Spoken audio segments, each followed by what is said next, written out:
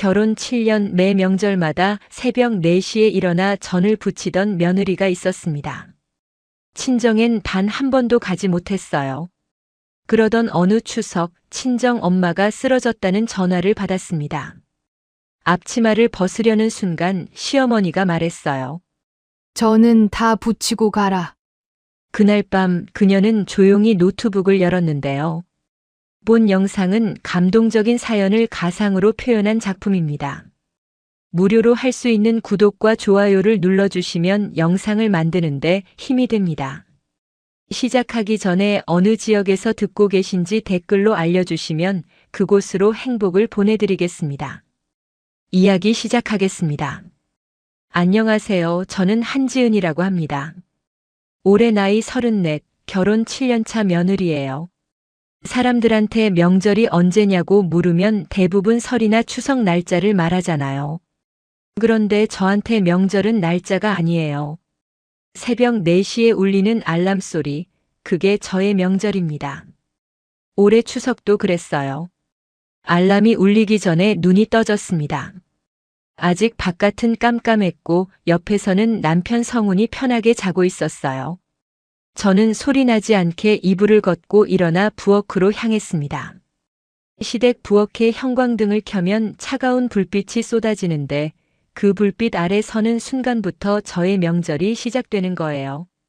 냉장고를 열면 전날 밤에 준비해둔 재료들이 빼곡히 들어있었어요.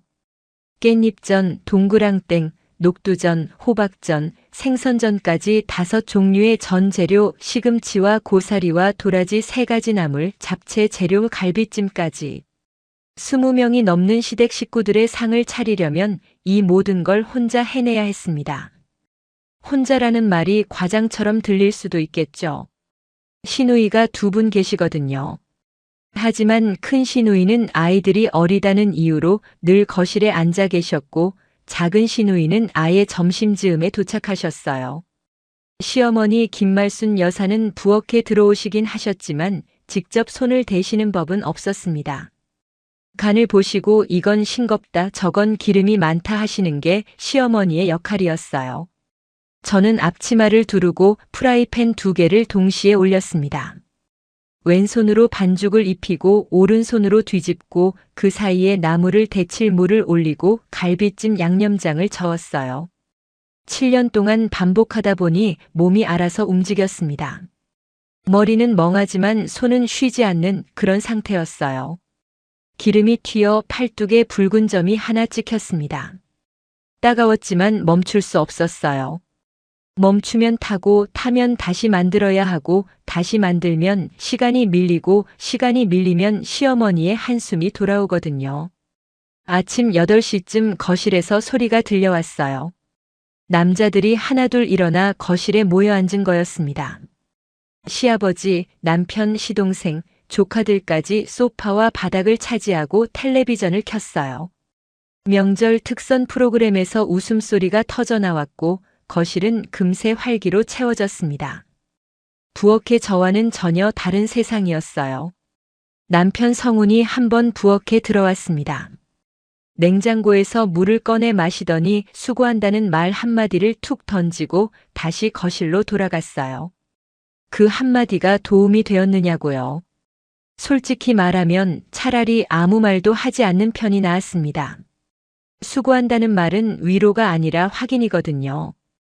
너는 일하는 사람이고 나는 아닌 사람이라는 걸 확인시켜주는 말이요. 점심상을 차려냈을 때 시어머니가 상을 한번 둘러보시더니 말씀하셨어요. 시집 왔으면 이 집 귀신이 돼야지. 요즘 며느리들은 그걸 몰라. 웃으시면서 하신 말이었습니다. 친척분들도 따라 웃으셨어요. 농담처럼 들렸겠지만 저에게는 농담이 아니었어요. 이 집의 귀신. 보이지 않게 일하고 소리 없이 치우고 존재를 드러내지 않는 사람. 시어머니가 생각하는 며느리의 모습이 바로 그거였습니다. 저는 웃으며 네, 어머니 하고 대답했어요. 7년 동안 해온 대로요. 상을 다 치우고 설거지가 끝나면 오후 3시가 넘어 있었습니다. 등이 뻐근했고 손은 물에 불어 쭈글쭈글해져 있었어요. 그때 문득 친정 엄마 생각이 났습니다. 엄마는 지금 뭘 하고 계실까?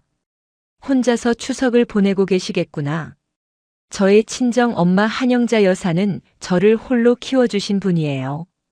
아버지 없이 장사를 하시며 저를 대학까지 보내주셨고, 제가 결혼할 때 한 푼 아끼셔서 모아둔 돈을 전부 혼수로 쥐어주셨어요. 결혼식 날 엄마는 화장실에서 몰래 우셨습니다.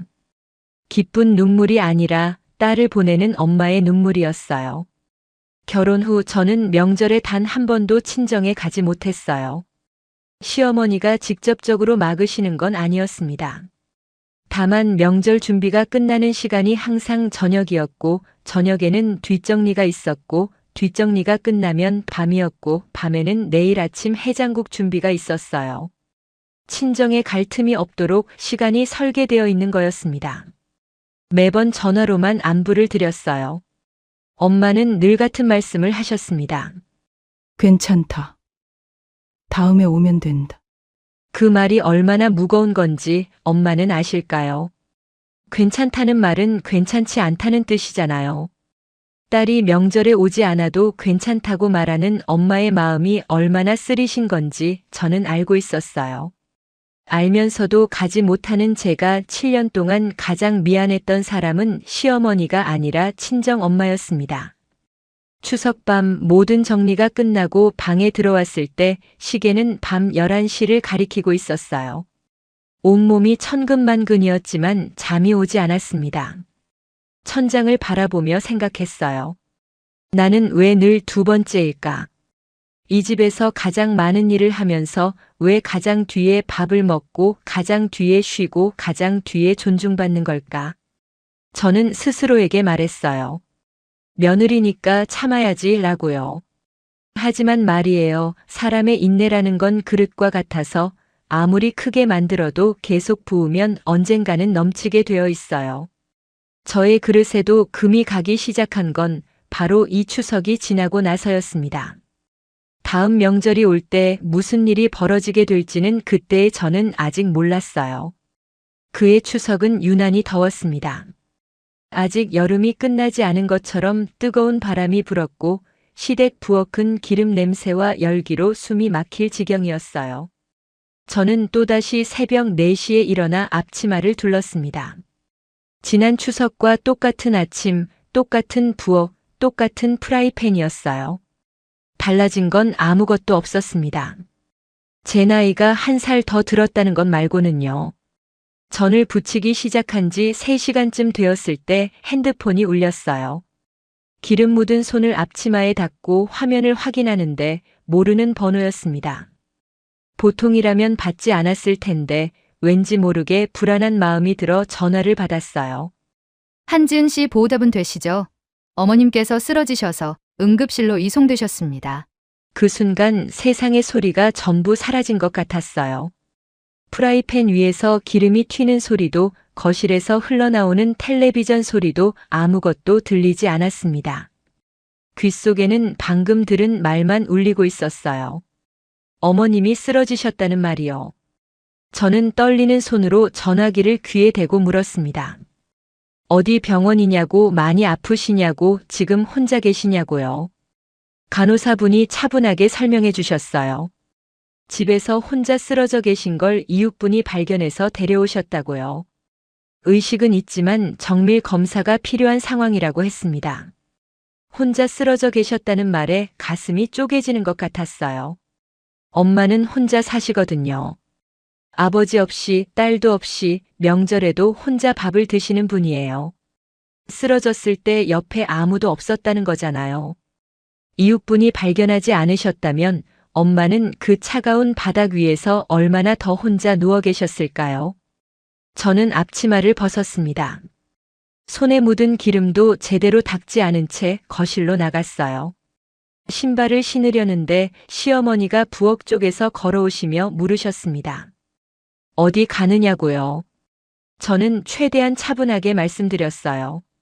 친정 어머니가 쓰러지셔서 병원에 가봐야 할 것 같다고요. 시어머니의 표정이 살짝 굳어졌습니다. 하지만 걱정의 표정이 아니었어요. 불편한 기색이었습니다. 명절 준비가 한창인데 며느리가 빠지면 곤란하다는 그런 얼굴이었어요. 시어머니는 부엌 쪽을 한번 돌아보시더니 다시 저를 바라보며 말씀하셨습니다. 저는 다 붙이고 가라.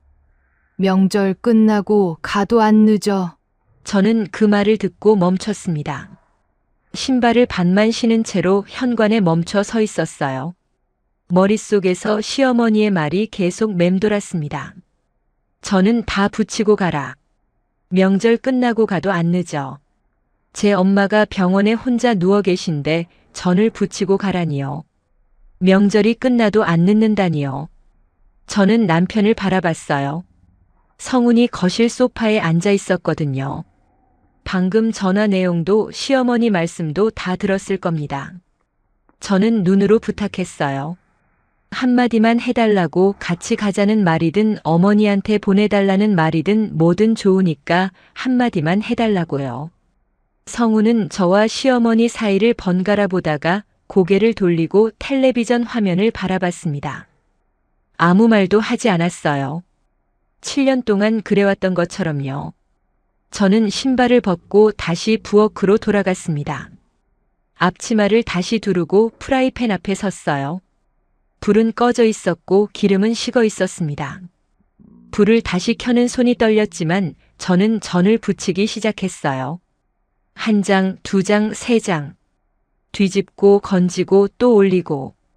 기계처럼 손을 움직이면서 속으로는 비명을 지르고 있었습니다. 엄마가 병원에 혼자 누워 계세요. 엄마가 아프세요. 저를 기다리고 계실 거예요. 그런데 저는 여기서 전을 붙이고 있어요.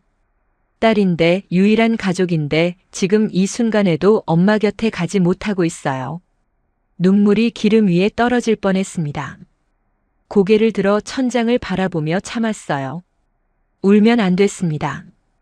이 부엌에서 울면 시어머니가 보실 테고 그러면 또 뭔가 들어야 할 테니까요. 전을 다 붙였을 때는 오후가 훨씬 지나 있었어요. 저는 앞치마를 벗고 손을 씻으며 시어머니에게 다녀오겠다고 말씀드렸습니다. 시어머니는 상 치우는 건 어쩌려고 하는 말투로 대꾸하셨지만 저는 이미 현관을 나서고 있었어요. 병원에 도착했을 때 엄마는 응급실 침대에 누워 계셨어요.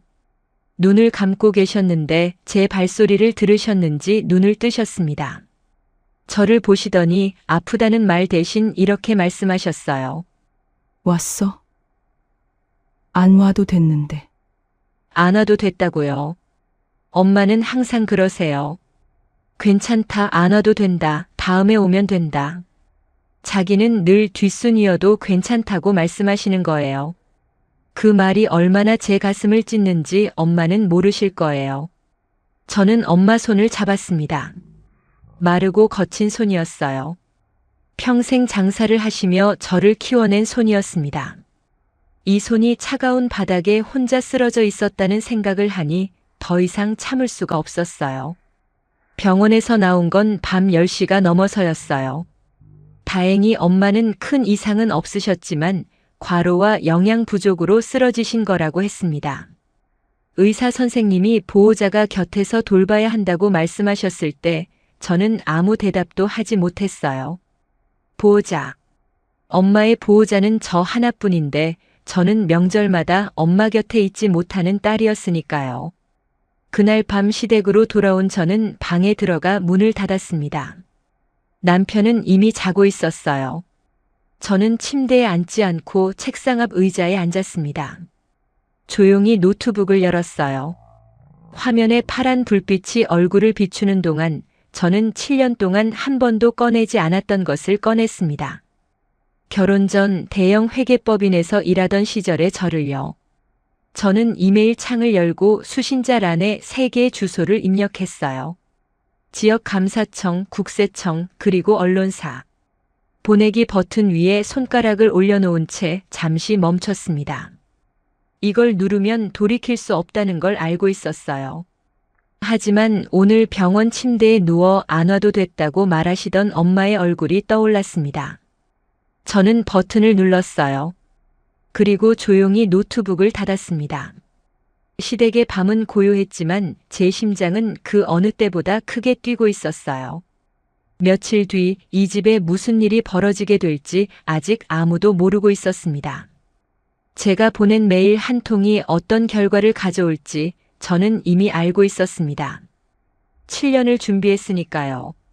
사람들은 아마 이렇게 생각하실 거예요. 화가 나서 충동적으로 보낸 거 아니냐고요. 아니에요. 그날 밤 제가 보낸 메일에는 감정이 아니라 숫자가 담겨 있었습니다. 정확한 날짜, 금액, 계좌 이동 내역, 그리고 7년 동안 제가 정리해온 장부 사본이 첨부되어 있었어요. 이 이야기를 하려면 결혼 전으로 돌아가야 합니다. 저는 대학에서 회계학을 전공했고 졸업 후 국내 최대 회계법인의 내부 감사팀에 들어갔어요. 기업의 장부를 열어보고 숫자 뒤에 숨겨진 거짓말을 찾아내는 게 제 일이었습니다. 입사 3년 차에 에이스라는 소리를 들었어요. 숫자는 거짓말을 하지 않는다는 게 저의 신념이었고 어떤 장부든 열어보면 진실이 보였거든요. 결혼을 하면서 회사를 그만뒀습니다. 시어머니가 원하셨어요. 며느리가 바깥일을 하는 건 집안 체면에 맞지 않는다고요. 남편 성훈도 어머니 편이었어요. 저는 순순히 사직서를 냈습니다. 바깥에서 보면 커리어를 포기한 순한 며느리였겠죠. 하지만 사직서를 낸 것이지 제 능력까지 버린 건 아니었어요.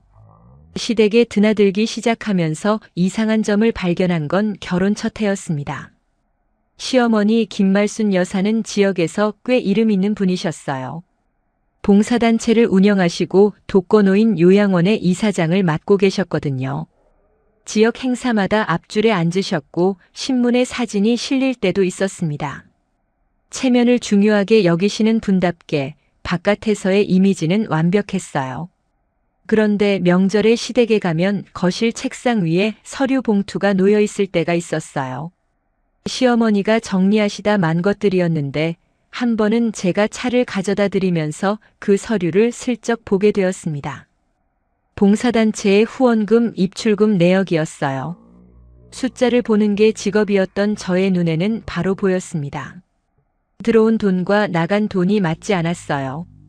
후원금으로 들어온 금액의 상당 부분이 용도가 불분명한 곳으로 빠져나가고 있었거든요. 처음에는 실수일 수도 있다고 생각했어요. 회계 담당자가 미숙한 거겠거니 하고 넘어갔습니다. 하지만 그 다음 명절에도 같은 패턴이 보였어요.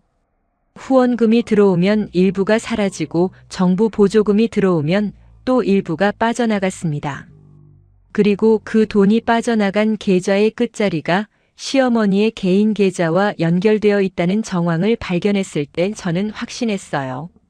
시어머니는 후원금과 보조금을 횡령하고 계셨습니다.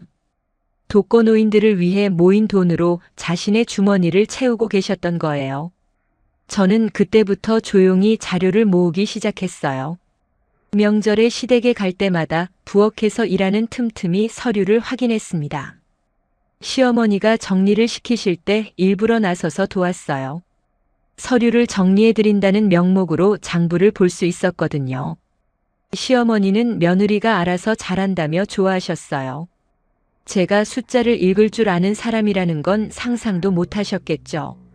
7년 동안 저는 두 가지 일을 동시에 했습니다.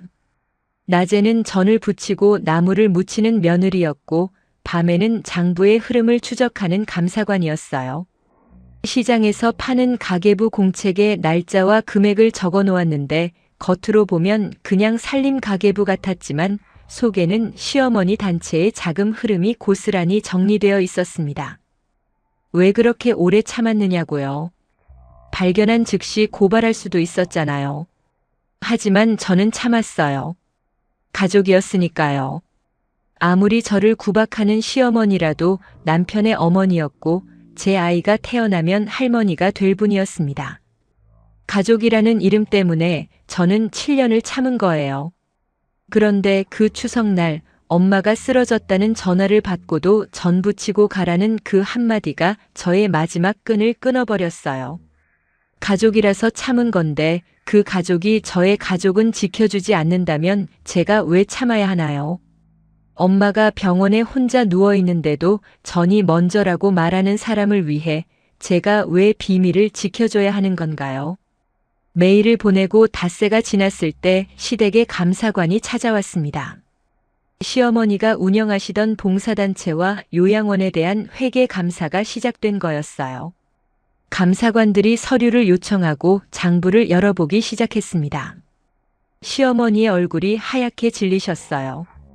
평소에 우아하고 당당하시던 그 모습은 온데간데 없고 손을 비비며 안절부절못 하시는 모습이 낯설었습니다.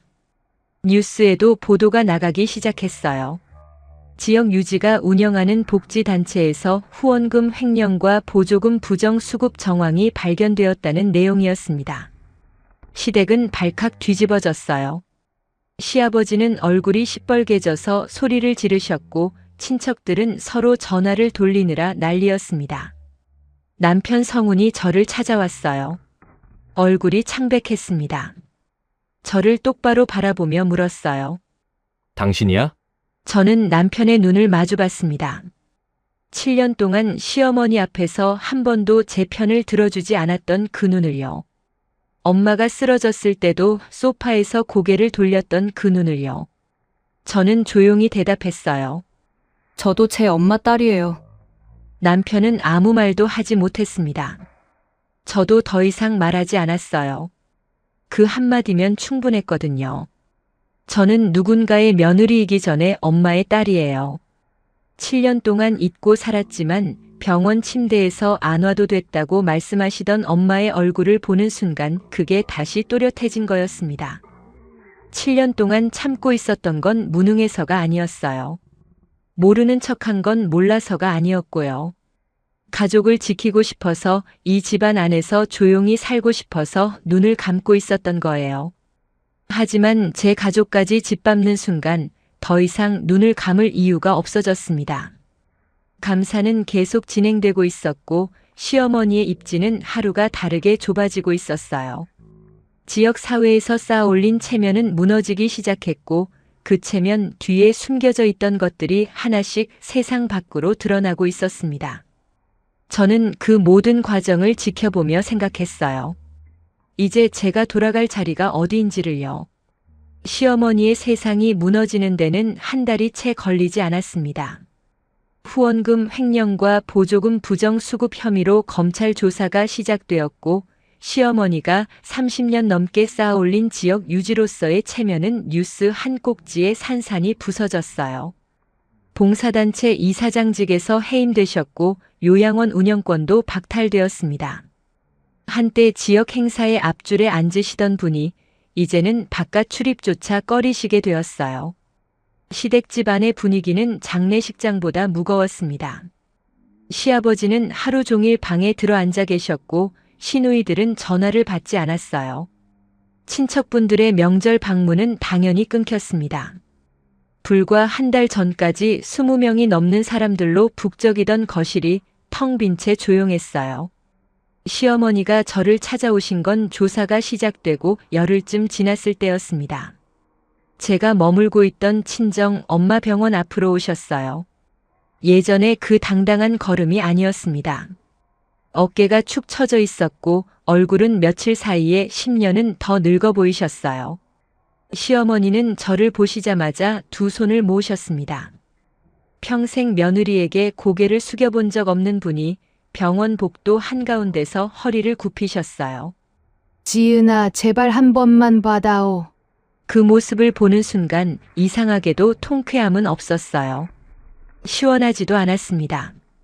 7년 동안 구박받으며 꿈꿨을 법한 장면이었는데 막상 눈앞에서 보니까 그냥 슬펐어요. 이분도 결국 무너진 사람이구나, 체면이라는 갑옷을 벗고 나니 이렇게 작은 사람이었구나 하는 생각이 들었거든요. 저는 시어머니를 부축해 복도 의자에 앉혀드렸어요. 자판기에서 따뜻한 커피를 하나 뽑아드렸습니다. 시어머니는 종이컵을 두 손으로 감싼 채 한참을 말없이 앉아 계셨어요. 저도 옆에 앉아 아무 말하지 않았습니다. 7년 동안 할 말이 너무 많았는데 막상 이 순간에는 아무것도 떠오르지 않았어요. 한참 뒤에 시어머니가 조용히 입을 여셨습니다. 내가 너한테 너무 그랬지. 그 한마디가 7년 만에 처음 들은 시어머니의 진심이었어요. 사과라고 하기엔 짧았고 반성이라고 하기엔 늦었지만 저는 그 말을 들을 수 있었다는 것만으로 가슴 한쪽이 풀리는 걸 느꼈습니다. 한이라는 게 그런 거더라고요. 풀리는 순간이 통쾌한 게 아니라 그냥 조용히 녹아내리는 거예요. 저는 대답하지 않았어요. 대신 자리에서 일어나 엄마가 계신 병실로 들어갔습니다. 시어머니는 복도에 홀로 남으셨어요. 제가 돌아볼 때 시어머니의 어깨가 작게 떨리고 있었지만 저는 그 자리로 돌아가지 않았습니다. 이제는 제가 있어야 할 곳이 어디인지 알고 있었으니까요. 엄마는 퇴원을 앞두고 계셨어요. 다행히 큰 병은 아니셨지만 혼자 사시면 안 된다고 의사 선생님이 다시 한번 말씀하셨습니다. 저는 이번에는 고개를 끄덕였어요. 더 이상 대답을 미루지 않았습니다. 엄마 침대 옆에 앉아 손을 잡았어요. 엄마는 제 얼굴을 보시더니 걱정스러운 표정으로 물으셨습니다. 시댁에서 무슨 일이 있었느냐고 뉴스에서 본 것 같다고요. 저는 웃으며 말했어요. 괜찮다고 다 잘 될 거라고요. 그러자 엄마가 제 손을 꼭 쥐시며 말씀하셨습니다. 우리 지은이 고생 많았. 그 한마디에 눈물이 터졌어요. 참으려 했는데 참을 수가 없었습니다. 7년 동안 시댁 부엌에서 한 번도 울지 않았던 제가 엄마 손을 잡고 어린아이처럼 울었어요. 고생 많았다는 그 말이 시어머니에게 7년 동안 한 번도 듣지 못한 말이었거든요. 잘했다, 수고했다, 고생했다, 그런 말 한마디면 됐는데 그 한마디가 없어서 7년을 버틴 거였어요. 엄마 병실 창밖으로 가을 햇살이 들어오고 있었습니다. 따뜻했어요. 병원 특유의 소독약 냄새가 났지만 엄마 손에서는 고향 냄새가 났어요. 어릴 때 엄마가 해주시던 밥 냄새, 빨래를 널 때 나던 비누 냄새, 그런 것들이 엄마의 거칠고 마른 손에 전부 담겨 있었습니다. 남편 성훈에게서 연락이 온 건 그날 저녁이었어요. 짧은 문자 한 통이었습니다. 미안하다는 말, 그리고 한번 만나자는 말이었어요. 저는 한참 동안 그 문자를 들여다봤습니다. 7년 동안 한 번도 하지 못한 말을 문자 2줄로 보내는 이 사람이 밉기도 하고 불쌍하기도 했어요.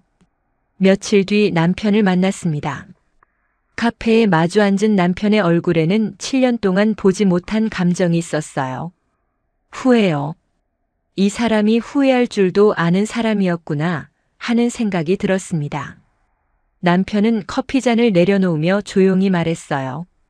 자신이 비겁했다고 어머니와 저 사이에서 침묵한 게 결국 어머니 편을 든 거였다는 걸 이제야 알겠다고요. 저는 고개를 끄덕였어요. 용서한다는 말은 하지 않았습니다. 아직은 할 수 없었으니까요. 다만 앞으로 어떻게 할 건지를 물었어요. 그리고 시간이 흘렀습니다. 시어머니의 사건은 법적으로 정리가 되었고 시댁은 예전의 모습을 많이 잃었어요. 화려하던 명절 풍경은 사라졌고 남은 것은 조용한 일상뿐이었습니다. 다음 설날이 왔어요. 저는 새벽 4시에 일어나지 않았습니다. 알람을 맞추지 않았거든요. 처음이었어요. 결혼하고 처음으로 설날 아침에 알람 없이 눈을 뜬 거였습니다. 남편이 먼저 말했어요. 올해는 처가부터 가자. 짧은 한마디였지만 7년 만에 처음 들은 그 말의 무게는 어떤 사과보다 무거웠습니다.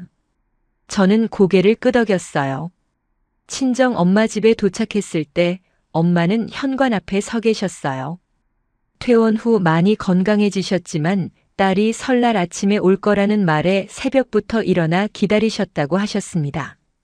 엄마는 저를 보시자마자 안으셨어요. 아무 말 없이 그냥 꼭 안으셨습니다. 식탁에는 엄마가 차려놓은 소박한 밥상이 있었어요. 떡국 하나, 나물 2가지, 그리고 생선 한 토막. 시댁에 20가지 음식이 올라가는 상차림과는 비교할 수 없이 작은 밥상이었지만 저는 그 앞에 앉는 순간 눈물이 차올랐어요. 7년 만에 처음으로 명절에 친정 식탁에 앉은 거였거든요.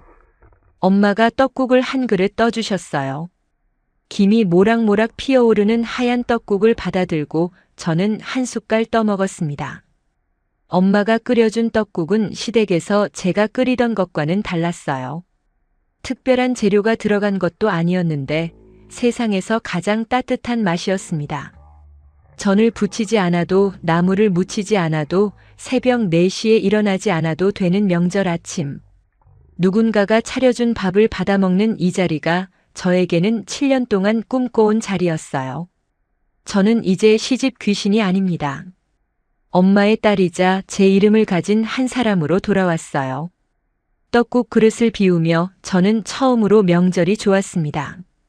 이야기가 감동적이었다면 구독과 좋아요 눌러주시고 주인공에게 응원의 댓글도 부탁드립니다.